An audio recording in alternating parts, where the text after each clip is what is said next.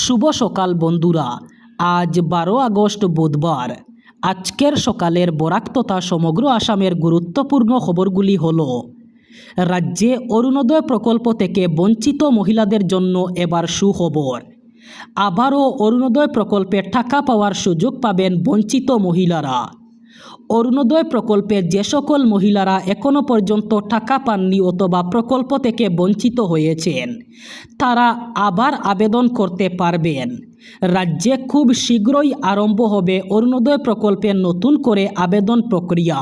প্রকৃত যোগ্য হিতাধিকারীরা যারা অরুণোদয় প্রকল্প থেকে বঞ্চিত হয়েছেন, তাদের আবার অরুণোদয় প্রকল্পের সুবিধা দিতে ব্যবস্থা করবে সরকার। নতুন করে আবেদন প্রক্রিয়া শুরু হবে, তাই নিজের নথিপত্র তৈরি করে রাখুন। হাইলাকান্দি শহরের ফুটপাত ও রাস্তা দখল করে ব্যবসায়িক সামগ্রী রাখার প্রবণতা বন্ধ করতে কঠোর পদক্ষেপ গ্রহণ করেছে হাইলাকান্দি পুরসভা। পুরসভার পক্ষ থেকে শহরের সকল ব্যবসায়ী এবং দোকানদারদের জানানো হয়েছে যে দোকানের মালামাল, প্রদর্শনী সামগ্রী, সাইনবোর্ড, অস্থায়ী কাঠামো সহ যে কোনো সামগ্রী ফুটপাত, রাস্তা কিংবা পুরসভার সরকারি জমিতে রাখা যাবে না। এর ফলে পথচারীদের চলাচলে যেমন বিঘ্ন ঘটছে, তেমনি শহরে যানজট এবং অপরিচ্ছন্ন পরিবেশের সৃষ্টি হচ্ছে। পুরসভার নির্দেশ অনুযায়ী বিজ্ঞপ্তি প্রকাশের 3 দিনের মধ্যে অর্থাৎ 13 আগস্ট 2026-এর মধ্যে সংশ্লিষ্ট ব্যবসায়ীদের তাদের দখলে থাকা ফুটপাত এবং রাস্তা ও সরকারি জমি সম্পূর্ণরূপে দখলমুক্ত করতে হবে। পুরসভার পক্ষ থেকে সতর্ক করে বলা হয়েছে, 13 আগস্টের পর পরিদর্শনকালে কোনো ব্যক্তি অথবা প্রতিষ্ঠানকে নির্দেশ অমান্য করতে দেখা গেলে অসম পুর আইন অনুযায়ী আইনানুগ ব্যবস্থা গ্রহণ করা হবে। রান্নার গ্যাস অথবা এলপিজি গ্রাহকদের দ্রুত করিয়ে ফেলতে হবে ইকেওয়াইসি। এটি সেরে ফেলার লাস্ট ডেট আগামী 16 আগস্ট। এই সময়ের মধ্যে ইকেওয়াইসি না করলেই বড় সমস্যা। তবে মুশকিল হলো, এখনও অনেকেই করেননি ইকেওয়াইসি। আসলে রান্নার এলপিজি গ্যাসের ক্ষেত্রে স্বচ্ছতা আনতে চাইছে কেন্দ্রীয় সরকার। সেই মতো একই নামে একাধিক গ্যাস ও ভুয়ো তথ্য দিয়ে গ্যাসের কানেকশনগুলিকে চিহ্নিত করে বাতিল করতে চাইছে তেল সংস্থাগুলি। তাই ইকেওয়াইসি বাধ্যতামূলক করা হয়েছে। এই কাজটি সেরে ফেলতে হবে 16 আগস্টের মধ্যে। এই বিষয়টি অনেকবার স্পষ্ট করে দিয়েছে অয়েল মার্কেটিং সংস্থাগুলি। এক্ষেত্রে 4টি ডকুমেন্ট লাগবে। প্রথমত আধার কার্ড, দ্বিতীয়ত গ্যাস কানেকশনের পাসবুক, তৃতীয়ত এলপিজি গ্রাহক নাম্বার এবং চতুর্থ ডকুমেন্ট হিসাবে আধার কার্ডের সঙ্গে লিঙ্ক থাকা মোবাইল নাম্বার লাগবে। রাজনীতি এবার কেবল সভা সমিতি, পদযাত্রা এবং জনসভা অথবা গড়ে গড়ে জনসংযোগের মধ্যেই সীমাবদ্ধ থাকা নেই। স্মার্টফোন এবং সোশ্যাল মিডিয়ার যুগে রাজনৈতিক নেতার জনপ্রিয়তা এবং জনসংযোগের এক গুরুত্বপূর্ণ মাপকাঠি হচ্ছে ফেসবুক, ইনস্টাগ্রাম এবং ইউটিউবে অনুসরণকারী অথবা ফলোয়ারের সংখ্যা। মধ্যপ্রদেশের বিজেপির একজন বিধায়কের বক্তব্যে এই নতুন রাজনৈতিক ধারণাটি নিয়ে ব্যাপক চর্চা শুরু হয়েছে। বিজেপি বিধায়ক মহেন্দ্র যাদব দলীয় কর্মী সকলদের সোশ্যাল মিডিয়া সক্রিয়তার উপর বিশেষ গুরুত্ব আরোপ করার জন্য ফলোয়ারের সংখ্যা নির্ধারণ করার কথা বলেছেন। মহেন্দ্র যাদবের বক্তব্য অনুযায়ী মণ্ডল সভাপতির জন্য সোশ্যাল মিডিয়ায় 25,000 ফলোয়ার থাকা প্রয়োজনীয় বলে মন্তব্য করেন তিনি। অর্থাৎ কোনো নেতা মণ্ডল পর্যায়ের গুরুত্বপূর্ণ সাংগঠনিক পদে থাকতে হলে তাকে সোশ্যাল মিডিয়ায় উপস্থিতিও শক্তিশালী করতে হবে। এই বক্তব্য প্রকাশ পাওয়ার পরেই মধ্যপ্রদেশের রাজনৈতিক মহলে চর্চা শুরু হয়েছে। তার বক্তব্য অনুযায়ী মণ্ডল সভাপতির কমপক্ষে 25,000 ফলোয়ার থাকতে হবে। শক্তি কেন্দ্রের প্রভাবীর জন্য কমপক্ষেও 5,000 ফলোয়ার থাকতে হবে এবং বুথ সভাপতির জন্য কমপক্ষে 1,000 ফলোয়ার থাকা প্রয়োজনীয়। ঝাড়খণ্ডে শিক্ষক এবং সরকারি নিয়োগ পরীক্ষায় ব্যাপক অনিয়মের অভিযোগ তুলে আন্দোলনরত পড়ুয়াদের উপর পুলিশের নির্বিচারে লাঠিচার্জের ঘটনায় রাজ্য জুড়ে তোলপাড় পড়েছে। শান্তিপূর্ণ প্রতিবাদ মিছিলে পুলিশের এই আক্রমণের প্রতিবাদে এবং ছাত্র সমাজের দাবির সমর্থনে রাজ্য জুড়ে সম্পূর্ণ বন্ধের ডাক দেয় ঝাড়খণ্ড বিজেপি। দলের পক্ষ থেকে জানানো হয়, সোমবারের বিক্ষোভে যেভাবে অন্যায়ের শিকার হতে হয়েছে পড়ুয়াদের, তারই বিরুদ্ধে মঙ্গলবার এই বন্ধের ডাক দিয়েছে তারা।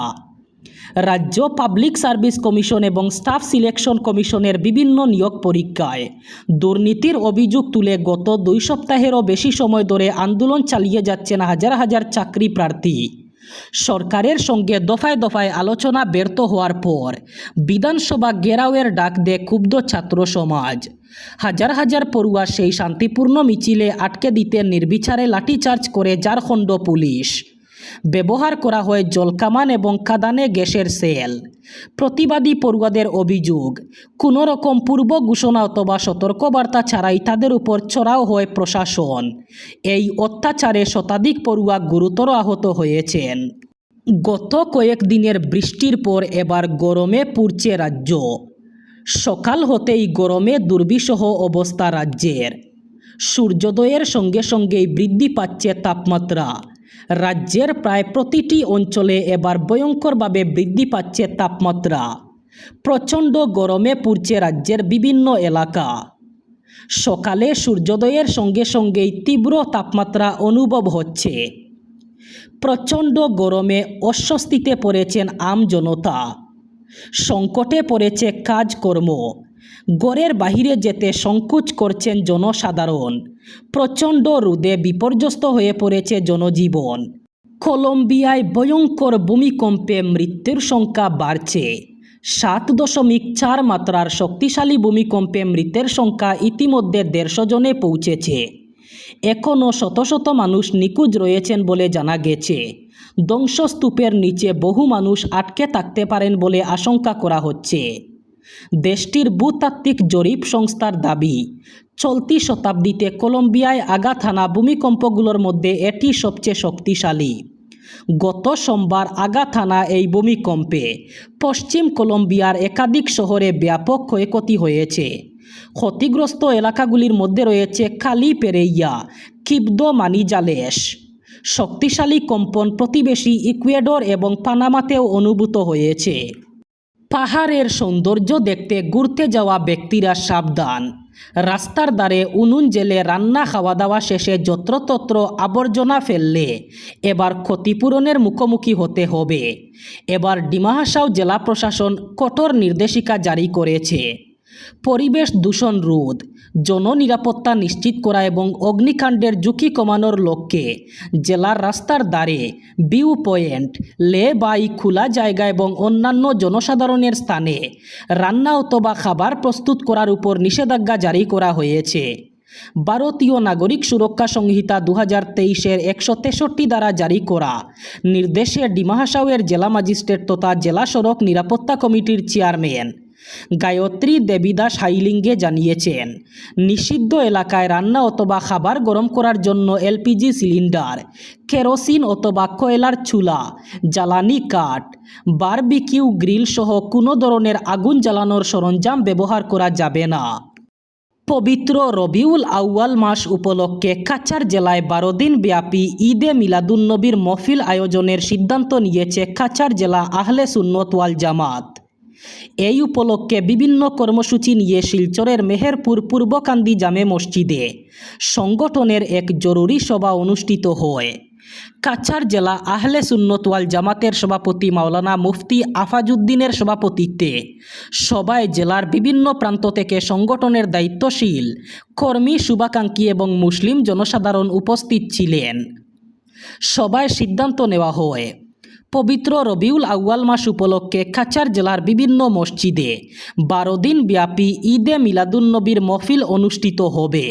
এবার প্রাকৃতিক দুর্যোগের বলি উত্তরাখণ্ড। উত্তরাখণ্ডের দুর্গম সীমান্তবর্তী নীতি উপত্যকায় মেঘভাঙ্গা বৃষ্টির জেরে ব্যাপক ধ্বংসযজ্ঞের সৃষ্টি হয়েছে।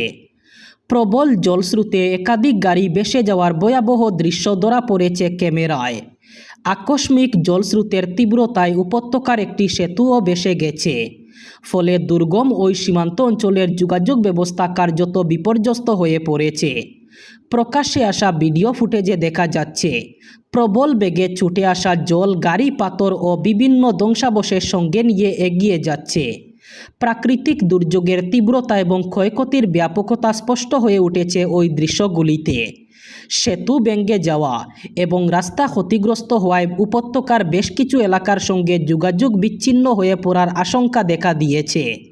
দুর্গম এলাকায় আটকে পড়া মানুষদের কাছে পৌঁছানো এবং জরুরি পরিষেবা সরবরাহ নিয়েও উদ্বেগ বাড়ছে। এবার বরাক উপত্যকার 3 জেলার আজকের আবহাওয়ার খবর। আজ 12 আগস্ট বুধবার বরাক উপত্যকার 3 জেলায় তীব্র গরমের সম্ভাবনা। আজ শিলচর কাছাড়ে সর্বোচ্চ তাপমাত্রা থাকবে 34 ডিগ্রি সেলসিয়াস এবং সর্বনিম্ন তাপমাত্রা থাকবে 27 ডিগ্রি সেলসিয়াস। শ্রীভূমি করিমগঞ্জে আজ সর্বোচ্চ তাপমাত্রা থাকবে 34 ডিগ্রি সেলসিয়াস এবং সর্বনিম্ন তাপমাত্রা থাকবে 27 ডিগ্রি সেলসিয়াস। একইভাবে হাইলাকান্দি জেলায়ও আজ সর্বোচ্চ তাপমাত্রা থাকবে 34 ডিগ্রি সেলসিয়াস এবং সর্বনিম্ন তাপমাত্রা থাকবে 27 ডিগ্রি সেলসিয়াস। এই ছিল আজকের সকালের গুরুত্বপূর্ণ খবরগুলি। ভিডিওটি অবশ্যই লাইক করবেন এবং চ্যানেলটি সাবস্ক্রাইব করবেন।